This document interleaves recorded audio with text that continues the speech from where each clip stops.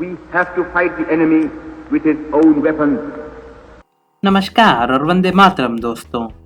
आज हम बात करने वाले हैं अपने आप को पॉलिटिकली न्यूट्रल, इंटेलेक्चुअल और एथिस्ट बताने वाले दुग्गल साहब ध्रुव राठी के बारे में।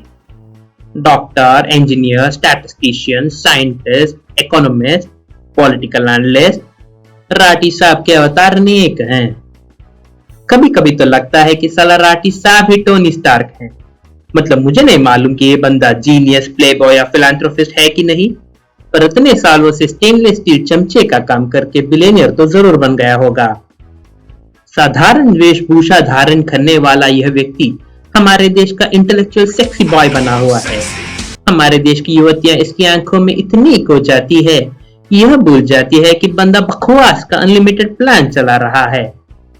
मोदी और बीजेपी की उपलब्धियों के टाइम पे अंधाधुन के आयुष्मान खुराना बन जाने वाला यह व्यक्ति किसी भी कम्युनिस्ट पार्टी के न्यूज पे कोलकाता नाइट राइडर्स की सेक्सी चीयर लीडर बन जाता है।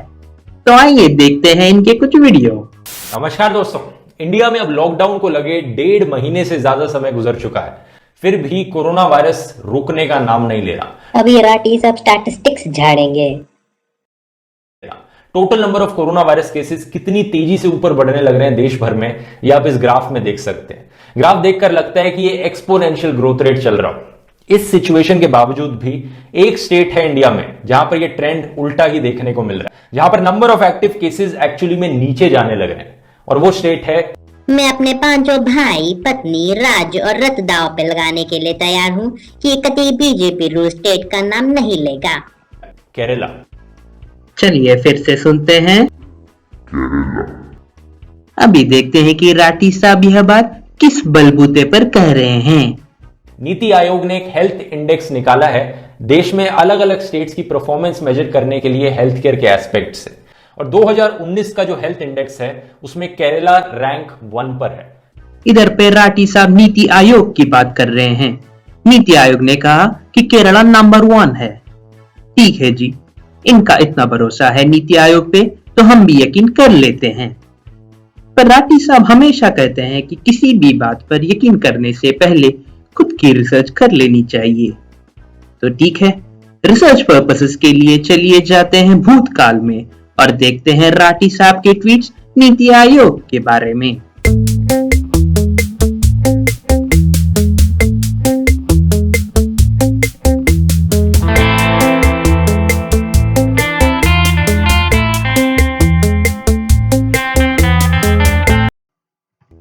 देखो भाई, डिसाइड कर लो कि नीति आयोग पे तुम्हारा विश्वास है कि नहीं। तुम दोनों साइड से बैटिंग नहीं कर सकते। सॉरी, पेड़ की टहनी पर बैठ के कटाई करोगे तो खुद भी गिरोगे। अभी चलिए डालते हैं नजर राठी साहब के एक और स्टेटमेंट की तरफ। इस वीडियो में राठी साहब कह रहे हैं कि 2017 में दवादारों के खर्च ने 3 करोड़ 80 लाख भारतीयों को गरीबी में धकेल दिया। और मुझे आपको ये याद दिलाने की जरूरत नहीं है कि 2017 में किसकी गवर्नमेंट थी।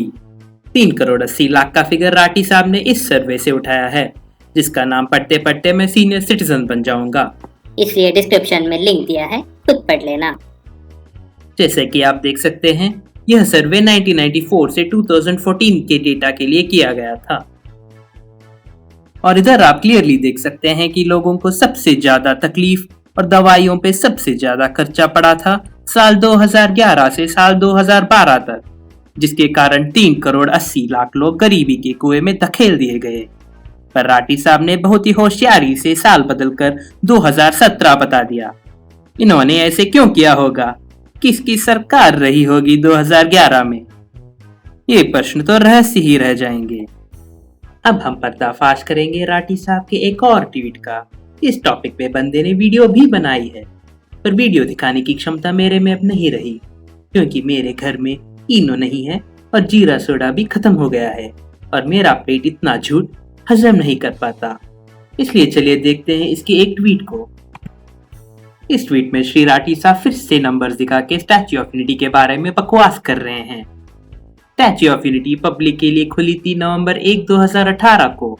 इनका कहना है कि स्टैच्यू ऑफ यूनिटी को देखने कुल मिला के 3 दिन में सिर्फ 12,746 लोग आए थे, यानी फ्राइडे नवंबर 2, सैटरडे नवंबर 3 और संडे नवंबर 4 मिला के सिर्फ 12,746 लोगों ने स्टैचू देखा। पर जैसे कि आप देख सकते हैं, ये आंकड़े बिल्कुल गलत हैं। इंडियन एक्सप्रेस, इकोनॉमिक टाइम्स और कई ब्लॉग्स जिनके लिंक्स मैंने डिस्क्रिप्शन में दिया है, इन सभी के रिपोर्ट्स के मुताबिक सिर्फ सैटरडे और संडे यानी नवंबर 3 और नवंबर 4, सिर्फ इन 2 दिनों में ही 50,000 लोगों से ज्यादा लोगों ने स्टैच्यू ऑफ यूनिटी के दर्शन किए। भाई ये कहाँ का गणित पढ़ा रहे हो? और मैं आपको बता दूं, ये बंदा 6 साल जर्मनी में पढ़ के आया है। 6 साल जर्मनी, पैसा बर्बाद। जर्मनी आकर जर्मनी का पहला कॉन्सर्ट, अगर जर्मनी में आप जर्मनी का वेदर, हम फ्रांस में नहीं जर्मनी में। I love Germany. राठी साहब के झूठों का लिस्ट इतना लंबा है कि इन्हें दिखाते दिखाते पूरी रात कट जाएगी। और अभी मेरी हिंदी और वीडियो एडिटिंग दोनों के अंतिम क्षण आ चुके हैं। मॉरल ऑफ द स्टोरी यह है कि बहुत बार कुछ पार्टियां चिकने लौंडों को अपने लिए प्रोपेगेंडा फैलाने भेज देती है और हमें उन पे बिना सोचे समझे विश्वास नहीं करना चाहिए। इतिहास गवाह है कि हमारे देश में ऐसे बेरोजगार और निकम्मे चिकने लौंडों की कोई कमी नहीं रही है।